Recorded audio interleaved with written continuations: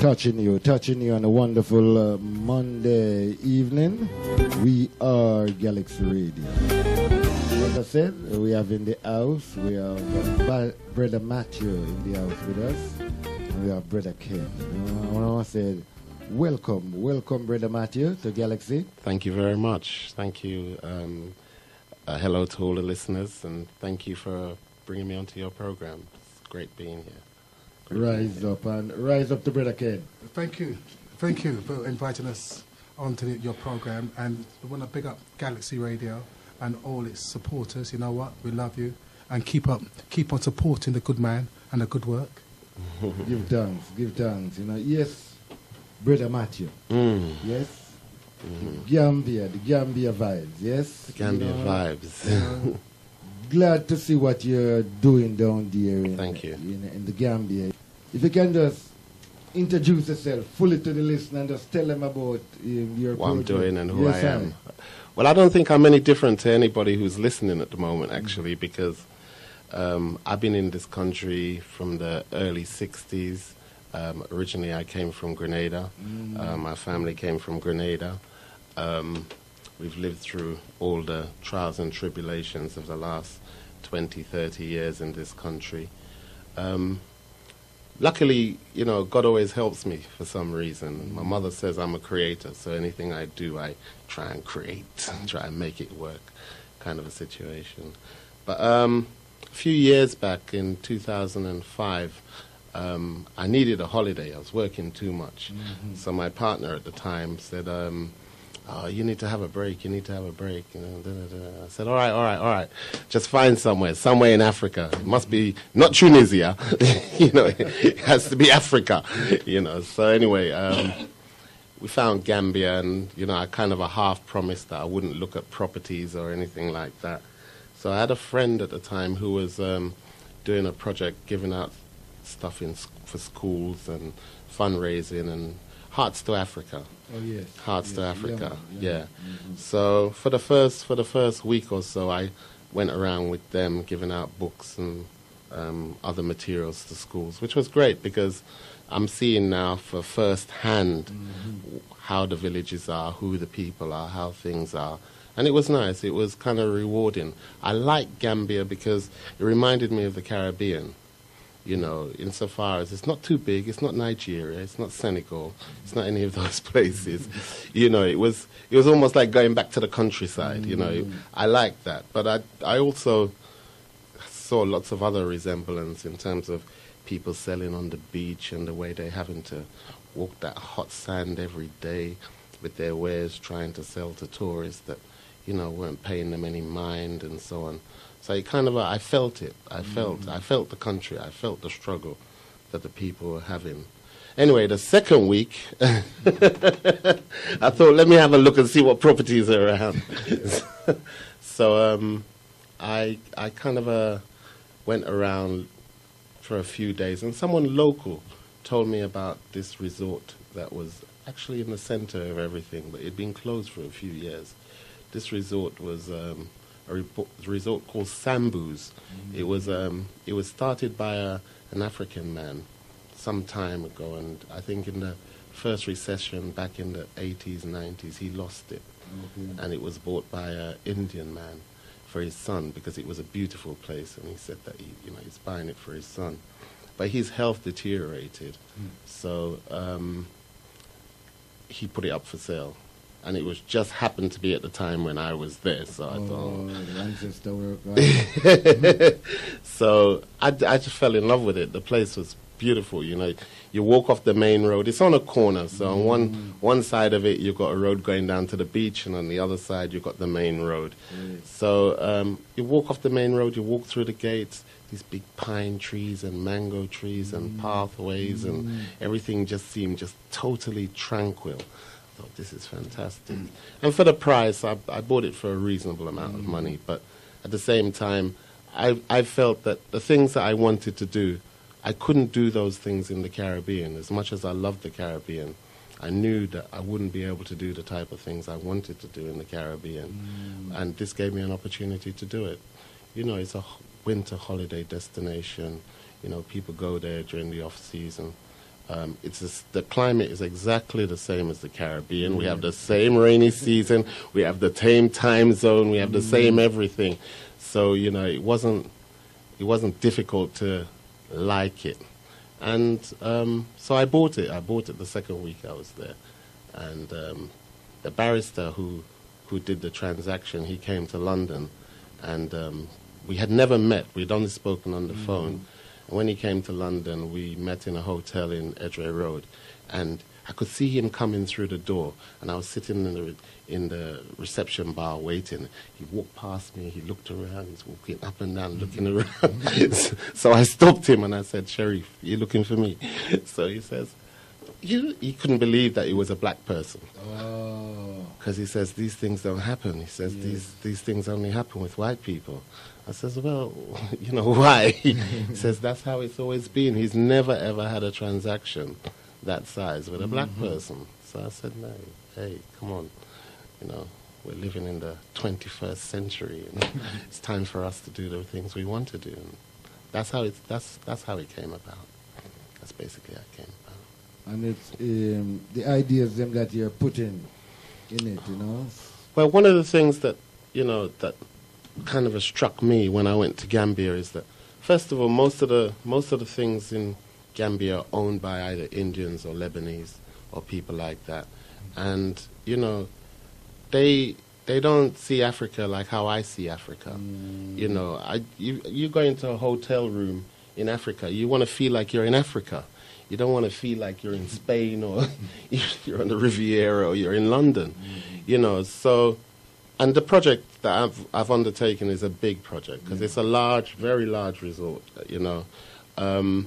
And I'm like you. I'm like anybody in London. I'm just getting by, I have some property here, and so from some of the income from the property, I managed to filter some of it into doing the project over there. But I had to think of a way of doing it where I didn't have to spend a vast amount of money on concrete and steel and do it in that kind of a way.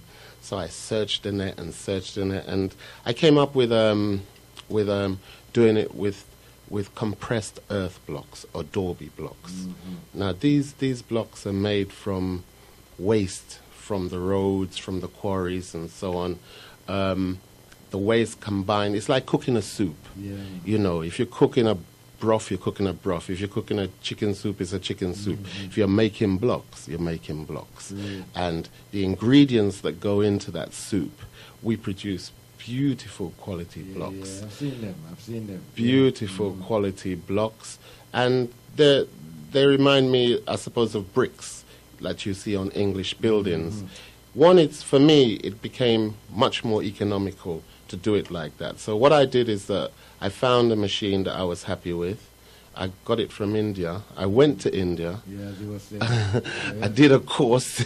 I did a course in India on how to make the blocks and also how to build using it. So now we build vaulted ceilings. We do domes. I've just done my first big dome. My first big dome. I mean, when I was on the course, I made a very small dome, but the theory on making domes and making arches is fairly consistent. They've been doing it from time, they've been doing it from time. The Egyptians did it. Many other people did it with similar materials. Even the English did it, using similar materials. But, in this modern age, they try and convince you, unless you're buying a bag of cement and you're doing this and you're doing that, you can't be doing it. You can be doing it. There are lots of different ways to build. But at the same time, we build in a very, very constructive way. We're not just building it from materials that's going to be gone and wasting tomorrow. No. We work properly. We've just finished, on the beach road, we just finished 9 shops. 9 nice-looking shops. I'm into the nice-looking.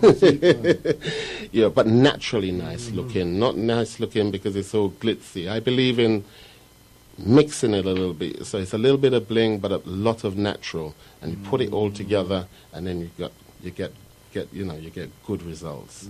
So we finished the 9 shops, and we've got 3 left to rent. So that's helped us in terms of some income. We're on the inside now. We finished the dome that you saw. We just finished that earlier on in the year. Let me tell you about building that dome. That dome was built by me and 4 other people. Now, these people never knew what a dome looked like, more or less, to build one. And I always start off with a drawing on the wall and give them an idea of where we're going, from the foundations to the first arch, to the circle, to the first bricks that start making the dome, right up to the last. In the last part of that dome, from the time we finished, I did the first arch, the second arch, the third arch. They did the other arch. There must be maybe about 15 arches going right around. They made those other arches themselves, having seen how I've done it, and we did it together. When we got to the dome itself, I started the dome so that we can get the right angle, so that it goes up in the right projection. I did maybe the first 1.5 meters, and then I left the country. They built the rest themselves. 2 people, 1 laborer and 1 builder, 1 masoner. They took their time. It took a few months, but they did it themselves. And that's how it's been with me working there. In the early days, I used to have contractors who would waste time, really, waste of time. You know, contractors who would come in, half of what they did you had to undo when you came back and so on. So little by little, I broke it all down to a very small team. Now I have a very small team working there year-round, and I start work with them, and we work through for a few months or a few weeks while I'm in the country. Then I leave them to it. I come back towards the end of the work. We work through the end of that, and we start new work. And it's been working successfully that way for the last few years now. So thank God. To what I see, you know, is some good work, you know, and the part that really even moves me more is that theatre. Oh, the theatre, yeah. Well, the place, I don't want to, Africa's hard work. Don't get me wrong, it's not easy, you know. Africa's not easy as people might think it is, but it's very rewarding. It's very rewarding. You wake up in the morning and you have an idea, and by the end of the week, you've created something that was just in your head a few days ago. So that part of it is very rewarding for me. But I don't want to run a resort. Because running a resort is hard work, and I don't think I'm up for the hard work, you know. I'm up for hard work, but not that kind of hard work. You know, the people management and all the rest of it that it takes to run a resort, I'm not sure I'll do that. So most of what I'm building, some of it is going to be sold, some of it is timeshare, some of it is just rent. Just in a straightforward, normal way. So we're creating a gated living in one side of it, and it's such a big place. The front end of it, where the dome is, we're creating a restaurant and a theatre and a venue. A venue where we can start bringing plays, we can start bringing shows, we can start bringing theatre, we can start bringing drama, we can start bringing dance, and we can start creating a fusion.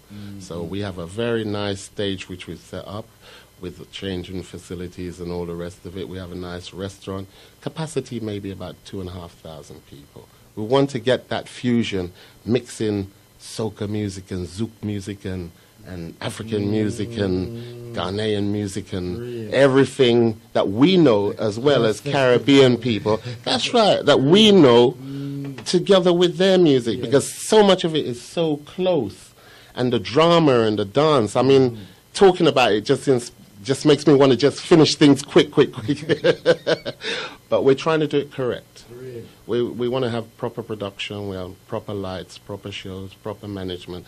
And as we're going along, we'll bring people in, just as we brought people in to learn how to use the blocks and to build. We'll also bring people in to stage manage, to production, to do all the things that's necessary, so that I can sit back, put my foot up, and enjoy the show. Without the drama, you know, that's my ambition at the moment. Yeah, man, and give thanks, you know, for showing us around what you're doing, you know. And I know that Ken was there, right, Ken? Oh, was I there? Your first time in Africa? My first time in West Africa, and what an experience! You know, I can say this: I went out as a West Indian, and I came back an African.